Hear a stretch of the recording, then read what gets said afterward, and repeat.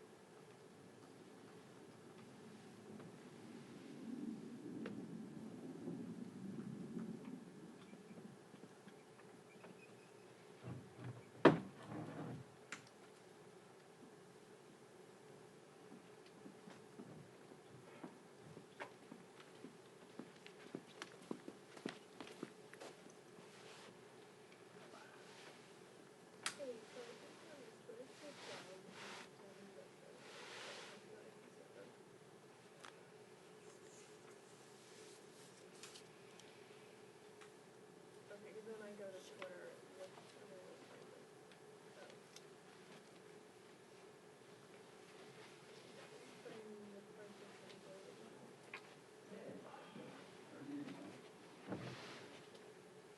on the desktop. I know I'm just saying, the firm is not working.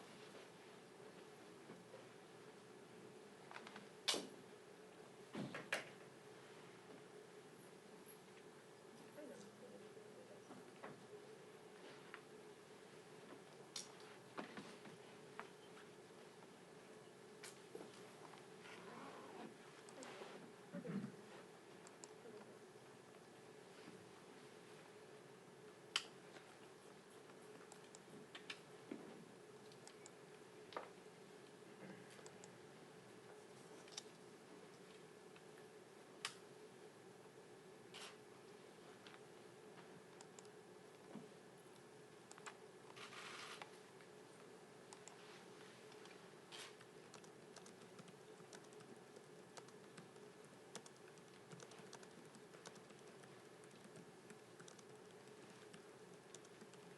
Quite grim, Jake?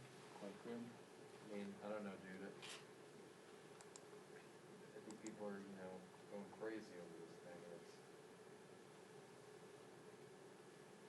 It's grim. quite. I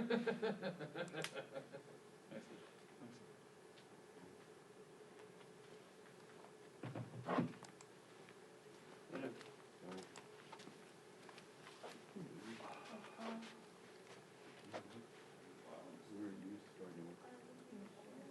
That column. I guess, I don't know. Hey there. I don't know if the column's even an official spot. No, it didn't. But like, I saw Joshua there last time, Yeah. so and there were more people, so I just figured I'd start there. Yeah, I don't know.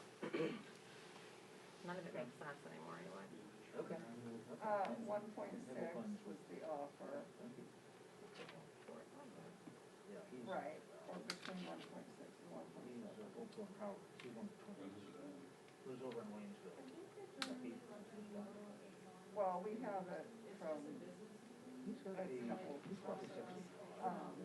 And he's, But, you know, I think he is 15 the whole thing years is old. kind of a moving target. So he's probably 66 or 7. But He's his only part of it.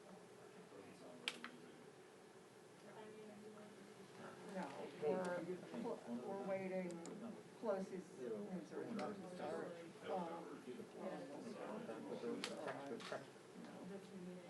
So we're gonna write off the. Yes. Okay. Okay, that's what time? Okay, yes, I will. Okay, thanks.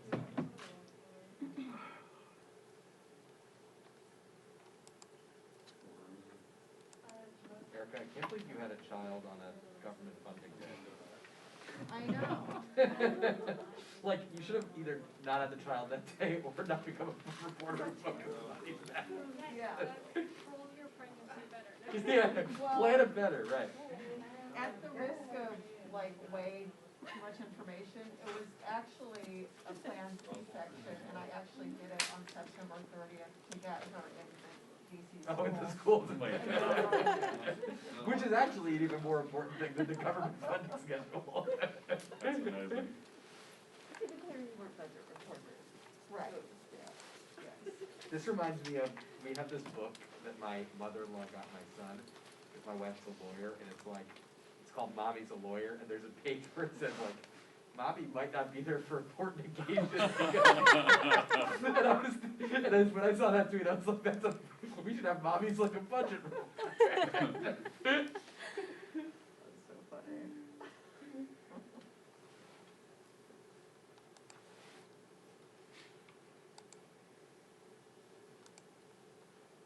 Could be a whole series. Yeah. Daddy's a reporter. Daddy's a campaign reporter. Every 4 years, he's just gonna disappear from me. And he'll come back 30 pounds heavier, eating 6 months of sleep.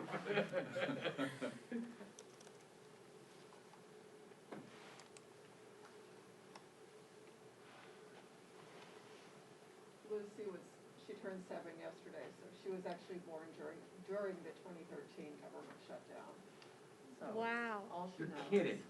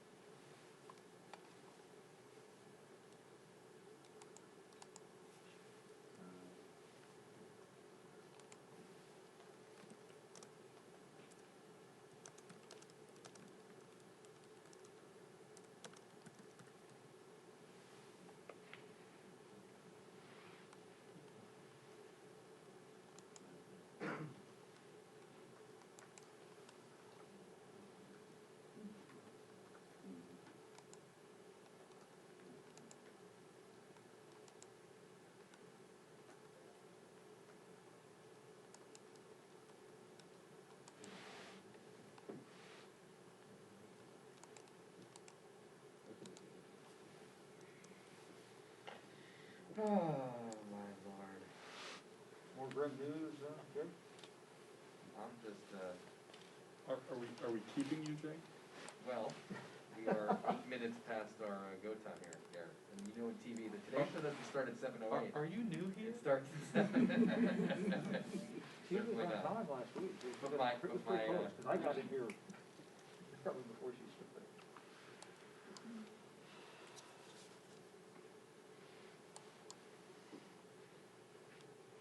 Jake, your Twitter feed is our deal needle. Yeah, it's just, well, it's also my mood needle, Jonathan. It's like, good mood, bad mood, good mood, bad mood. Let's make sure you get lunch today.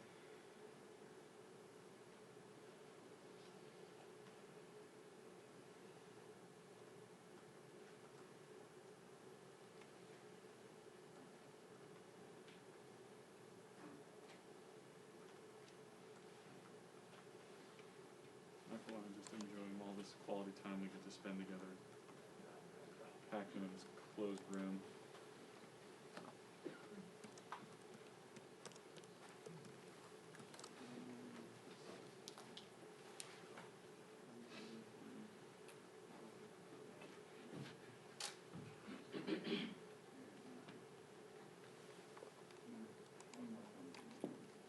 Yeah, let's do it. Somebody already out there. All right, guys, who's out? Still was. Who you should pull up? Everybody.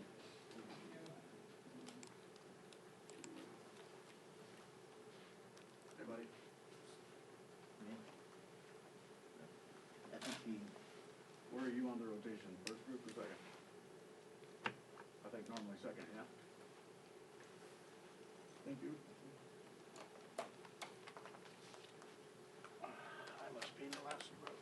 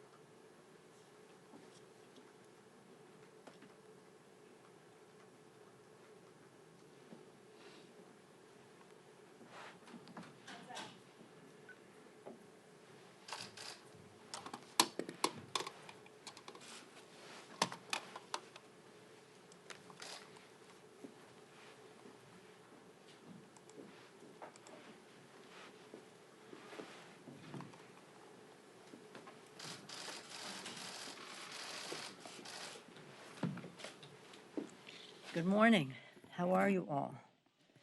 You know, as speaker over the time, people have said to me, what keeps you up at night? The night of the debate, you saw what keeps me up at night. To see a president of the United States in a debate with a potential president of the United States refuse to condemn white supremacists, refuse to commit to a peaceful transfer of government, to ignore the climate crisis as our country is burning and our coasts are hit by fierce storms, to be there to crush the Affordable Care Act instead of crushing the virus. What keeps me at night is that what we saw that night was authenticity on both sides of the stage. The president authentically a bully, Joe Biden authentically a decent person who cares about America's working families. But it isn't just like a Democratic or Republican debate. That's the exchange of ideas. That's what we came here to do. This is something quite different, undermining our institutions, undermining our democracy by the President of the United States with no respect for the office that he holds. So, and that's my colleagues don't like it when I don't get enough sleep. So, so in any event, hopefully we can resolve some of these challenges to our great country as we go forward. Right now, we're at the table discussing how we go forward with a possible COVID bill. Again, at that table reflected some of the differences that you saw in the debate. For example, we're hopeful that we can reach agreement because the needs of the American people are so great. But there has to be a recognition that it takes money to do that. And it takes the right language to make sure it is done right. So again, we have concerns about a sufficient amount of money to address unemployment insurance needs of the American people. We have concerns about, for example, how about this as a stark example of a difference not just of dollars, but of values. In the CARES Act, the Republicans sneaked in a piece of legislation that gave $150 billion to the wealthiest people in our country. $150 billion. In the HEROES Act, we take that out. They put in $150 billion, which is more money than they spent on state and local in the CARES Act.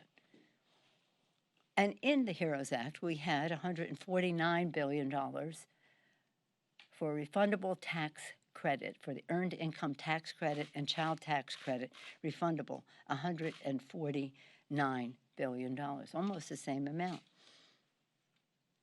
In the interest of coming down, we came down to $54 billion just by changing the timetable, but nonetheless came down 2/3 almost to $54 billion.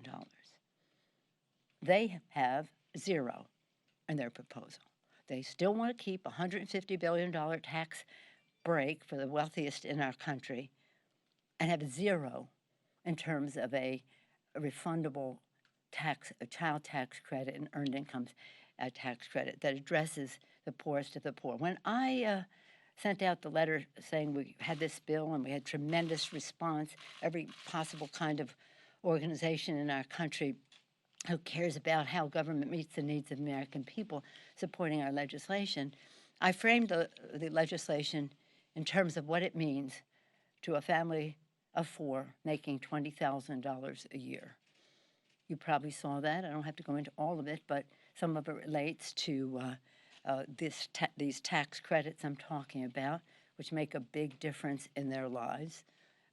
What happens in terms of health care, what happens in terms of if they become unemployed.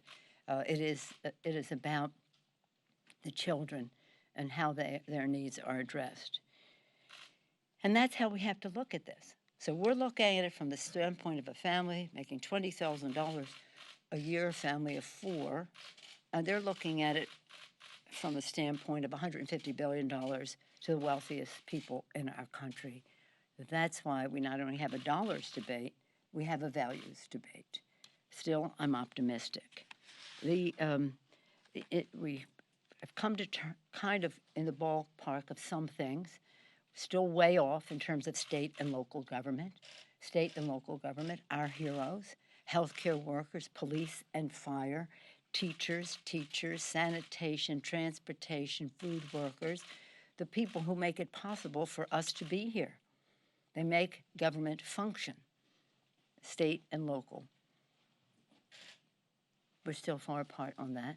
We're far apart on, again, the refundability that we talked about already. And again, we are coming closer on money for our health provisions in the bill. It's just a question of the language, because we've had provisions before, but the language was not adhered to. So that's a question of language. We're coming closer on small business, but we have the restaurant and small venues for stages, et cetera. We're not in agreement as to how that all would be treated, because PPP is one initiative. That other initiative is a grant from the Secretary of the Treasury as opposed to a loan from a bank. And I'm hopeful that we can work that out, but that's a big piece of the legislation. So they're just some examples of how we are trying to reach common ground. Then of course, everything always comes back to healthcare. That's how we won the Congress in 2018. It was the three most important issues for America's working families: healthcare. Their good health, of course, but their financial health as well. So the president, of course, on the very day that Ruth Bader Ginsburg left us, 10 states were already voting. We're already in a presidential election. He's rushing this so that he can get to court in time to be there for the November 10th oral arguments to overturn the Affordable Care Act. President, and so we're saying to everyone, vote your health, because what they're out to do is to overturn the Affordable Care Act. That means no more benefit for if you have a pre-existing medical condition. That means eliminate the preventive care and free exam every year, which is very, very popular in our country. That means being a woman, once again, be a pre-existing medical condition where you have to pay more. That means rolling back the improvements in the Medicaid in those places where Medicaid was expanded, to help those on long-term care, seniors on long-term care, much of that paid for by Medicaid. People think of it as a poor people initiative, and it is for poor children and others, but it is also a middle-class benefit for long-term care for seniors.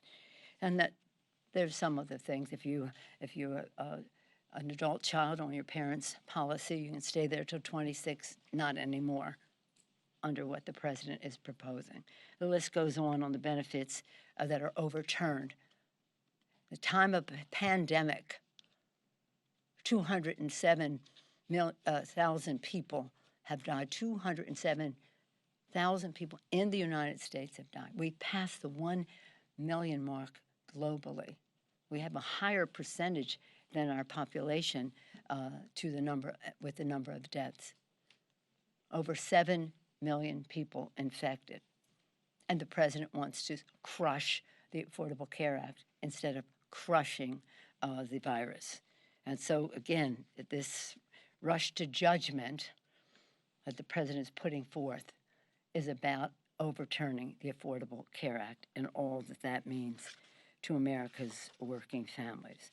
So that's what that is. Again, on the HEROES Act, it's so called because, again, it is about our healthcare workers, our police and fire, our teachers, our sanitation, transportation, food workers. I listed them earlier and more. They are heroes. They risk their lives, many of them, to save lives, and now they may lose their jobs. And when they do, they will go on to unemployment insurance. Services will be cut, practically taxes may be raised.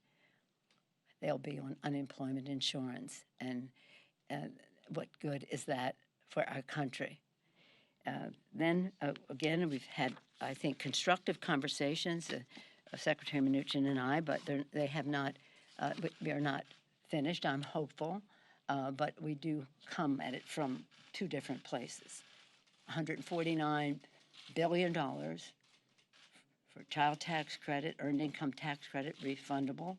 $150 billion for the wealthiest people in our country. Retroactive. Doesn't even have to do with the coronavirus. Retroactive.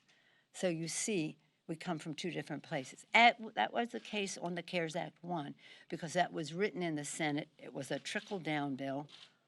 Ours, we went in with our Take Responsibility bill, came together and bubbled it up with compromises.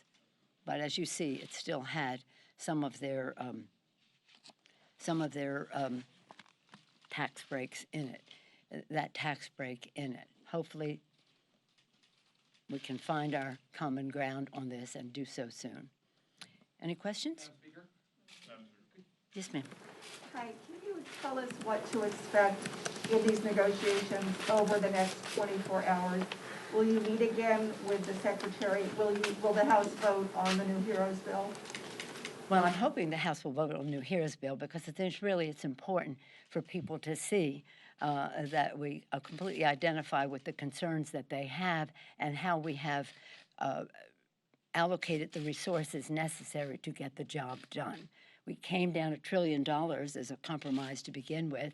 We then went further for another $200 billion, as I said earlier, not undermining our priorities, but realigning some things in terms of the timetable, how long they would last. In addition, we took some things and put them in our negotiation. Right now, last night the Senate passed the continuing resolution that we passed last week, which was a compromise that Mr. Mnuchin, Secretary and I worked out. However, we have to now be working on the actual appropriations bills. So we moved some stuff into the appropriations bills because that is imminent. When we first started talking about this was almost 4.5 months ago, and now we're in the time frame that some of this can be done in that time frame. So I'm hoping that we will be voting on it today. There are other items on the floor of great consequence to us, and I'm very proud of our members for their leadership in bringing legislation to the floor that relate to the women who suffered abuse. You know the issue in Georgia, and I don't even want to talk about it. It's so appalling. But Congresswoman Pramila Jayapal took the lead working with the Women's Caucus, and we'll have legislation on the floor about that. And then Congressman Malinowski has his legislation about QAnon on the floor. I hasten to add that he, the Assistant Secretary for Human Rights in the Obama administration, has been a champion for human rights. And now you see these people violating who we are as a people, and again, he is unfairly being targeted by them in a violent way. And speaking of violence, the Proud Boys, the president's friends, the Proud Boys who are celebrating the green light that he gave him in the debate, you may recall, perhaps you don't, but I will remind you that a couple years ago during the 2018 campaign, I was in Florida. In southern Florida, we had the race of Donna Shalala and Debbie Marcusel Powell, and the Proud Boys came. It was like a press conference and volunteer meeting. They came and pounded the doors and shook the place, scared. We sign up for this. These people don't, scaring everyone, and they had DeSantis signs. They were tasked by the Florida Republican Party to come and disrupt that meeting, which they did, and in a violent way. So in case the president doesn't remember that, he could call his friend Governor DeSantis, who was part of that thing. So yeah, I think we'll have that bill on the floor today. We will. Where we ended yesterday was my concern about no money for the refundability, which is a very important part of our legislation to meet the needs of these people. And by the way, it's a stimulus. People spend the money right away, injects demand into the economy, creates jobs. And so that will continue. It is my expectation that perhaps they will come back with some counter in terms of all of that. They seem pretty wedded to their tax cut at the high end. I hope they'd be wedded to a tax credit for low-income children and families in our country. Madam Speaker, these negotiations between you and the administration have been going on for a couple of months now. Do you see this round of negotiations as the last chance to get something done before Election Day? They have, with all due respect, they haven't gone on from, we had them early on, and there's been a pause, and now they've called and said they're ready to talk again. I'm hopeful that they can produce something. I never say this is the last chance until Election Day, although that's 33 days away.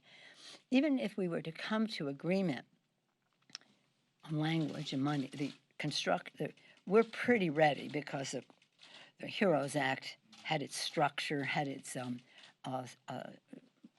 ledge council approvals, had the CBO scoring and that. But when there are changes in that, but it still takes time. So I just think that if we come to a place that is hopeful, that hopefully we'll be ready to implement it, but that it's in the language. As you know, the devil is in the details. So are the angels, I like to say. Can I ask a follow-up? You keep saying you're hopeful. I guess the cynic in me says, why? It does not seem like they are moving at all towards your position, at least from what we can see publicly. Because of the needs of the American people, I just think at some point they'll have to know that the American people have these needs. And the fact is that we are 4.5 months from when we passed the HEROES Act, or 3.5 months until we get sworn in as a new Congress, closer to a new Congress. Less than 4 months in time when we inaugurate a new president of the United States. So we're getting ready for what comes next. But we need stuff now. And some of you have asked, isn't something better than nothing? No. It can be an opportunity cost that says we're rewarding the wealthy because they're wealthy, they're successful, at the expense of the poor. We're not going to exploit the needs that people have in order to once again increase the national debt to help the high end. Yes. Yes, Chad. Thank you. To that end, though, it seems as though we're at an inflection point right now. We asked about, obviously, the question, nothing before the election, but, I mean, there's no inflection point between now and the election that would get us to that point, other than the fact that you're here voting. You just suggested a second ago that you hope you put the revamp bill, the bill you released on Monday, today. That suggests that there's nothing that can be resolved on this in the near term. That has no relationship to anything. No. What? It just says, you asked, here's what it is. This is how we came down.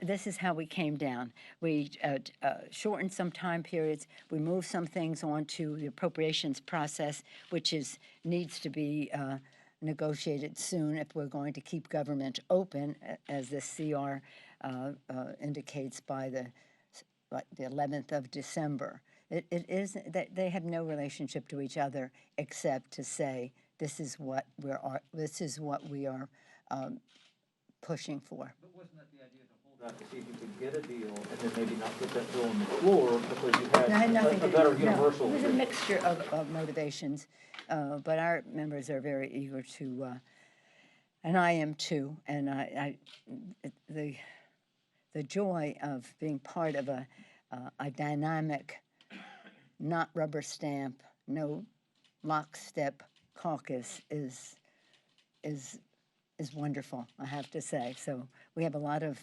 exuberance and vitality, and people worked hard. Our chairman and our committees worked hard to meet the needs with science-based, academically justified, institutionally respected amounts that are needed, whether it's rental assistance or mortgage assistance, whether it's food for the food insecure in our country, whether it's health care if you lose your job. If we have a provision in there to immediately have people qualify for the Affordable Care Act with the highest level of subsidy for being part of the system. It doesn't require an open enrollment. So it's a very smart bill. We're very proud of it, and we want people to see what the possibilities are. Has more to do with that than whatever intricacies you had going there. Yes, ma'am. On debate with President Trump, he said that the vaccine is coming soon. Would you be willing to get an FDA-approved coronavirus vaccine provided your doctor clears it? Would I be? Well, let me just say, and I thank you for asking about the vaccine, because what we have to do is have confidence, trust in the vaccine, and that means politics should have absolutely nothing to do with how the vaccine is approved. I'm so pleased that the pharmaceutical companies have said they will not market or promote a vaccine that does not go through the clinical trials that are required for approval and the approval of the advisory committee that makes that recommendation. I don't like the pressure that the White House is bringing on all of this and the statements that maybe we don't need clinical trials as we normally do. We can just do it 2 instead of 3 and all that. No, this has to have the government. And let me salute the scientists at the FDA and even some of the people at the CDC, not working on this project, but while I'm saluting, some of the people who have been there for a long time, of the highest caliber of science, now back to FDA, working on this initiative. Let science determine this, not politics. And then people will have confidence in the product. And again, we're talking about what the distribution of that is, and we have a significant amount of money in the bill for the distribution of it in an ethical and with equality and ethics, how it would be distributed. I'm not a big needle taker. I mean, I had a hard time getting my ears pierced. I'm not a big needle taker. I mean, they have to talk me into the flu shot under great duress each year. So, but if it serves as a model to other people, yes, I would take the vaccine if it is approved by the regular order of things. Yeah. Madam Speaker? Yes, ma'am, that should be the last, I think, because I have to go to my day job. Not that that isn't this. About the Electoral College, you have been speaking about the importance of trying to block Republicans from having a majority of the state delegations. Can you explain why you're doing this and what you hope to accomplish, and maybe tell us some of the races you're looking at? Well, no, I may not go into that, but, well, maybe some. Let me say this. The president has made clear that he will do everything to undermine the integrity of the election, declare victory with only the basis of those who voted that day, discrediting vote by mail. That's one. The next thing he may try to do is to have a chaos when it comes to a state. Joe Biden may win the state legislature may be Republican and say, well, we're still sending Trump electors to the Electoral College. That won't carry really, but it takes time because it will go to court. The president loves to go to court, and that's one of the reasons that he's in a hurry to beef up the court, so he has his protections for all the chaos he would like to cause in the election. There'll be many, many, many court cases, and we've been involved in a number of them under the leadership of Eric Holder, who's done a great job under the National Democratic Redistricting Committee that is also working on this. But many, Stacey Abrams, you name it, there are all kinds of legal minds at work attracting other legal minds to protect us in the courts. And in the court of public opinion, where the president is saying to people, your vote doesn't count, don't go vote, all that. Really? The president of the United States? Really? So if all that chaos takes us to a time that could be past the date when the Electoral College must meet, the president has said, and some of the, so I've been doing this a long time because I've been watching all the things that he might like to do, dismantle the postal system, welcome Russian interference into our election. Vladimir Putin should decide who our president is, not the American people, all that stuff. We know that. So tracking all that. I'm a former chair of the party. I'm in politics because I love the policy and the issues and what it means to the American people. But campaigns, I thrive on, and elections. So on the election, there are 3 phases.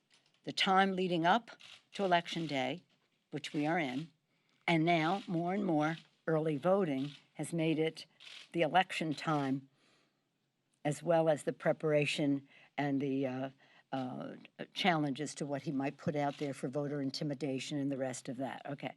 So the preparation and the early voting, Election Day, to make sure that his intimidation and his threat of intimidation and all the things that he has said is countered, and that people feel comfortable to vote if they culturally want to vote in person. I would advise them to do it early so that their vote will be clearly counted in time. I would also advise them to vote by mail if they have any, if they don't want to jeopardize their health.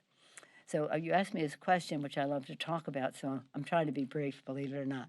Okay, so then we go to the president saying at his rallies, at his unmasked, no social distancing, dangerous rallies, I'm going to take this to the House could decide this. And he points out, we have 26 Republican states, they have 22, so we have the edge in the House. Now, the Constitution, the 12th Amendment to the Constitution says the House shall choose if there's no resolution of the at the Electoral College in a timely fashion. Some of you heard this over and over, so forgive me for my repetition. As you may recall, I said that we will be ready.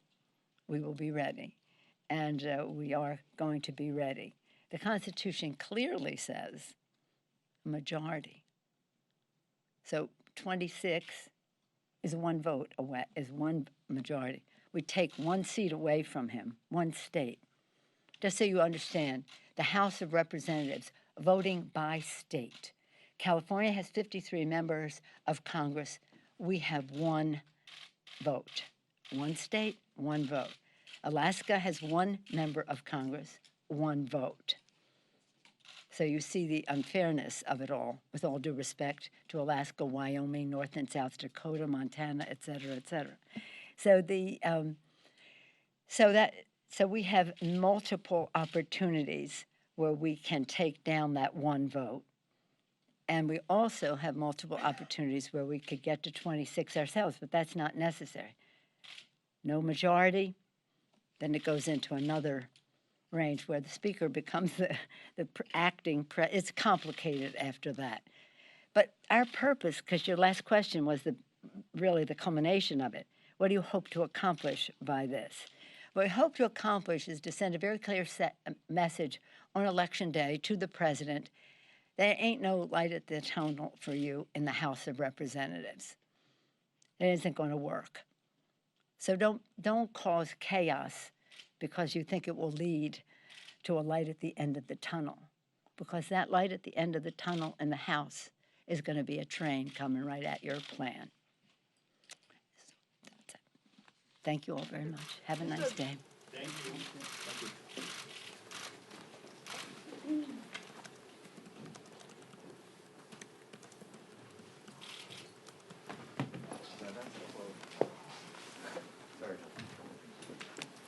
Sorry.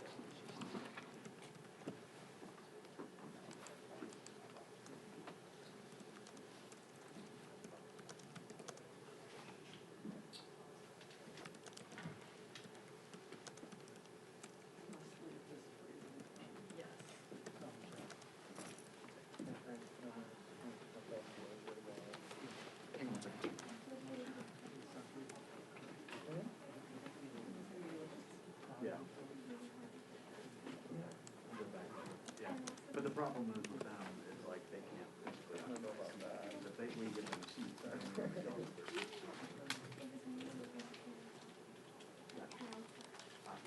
Okay, yeah. Yeah, I'll talk to you about that. Yeah, no problem. Okay, sorry. I didn't realize that.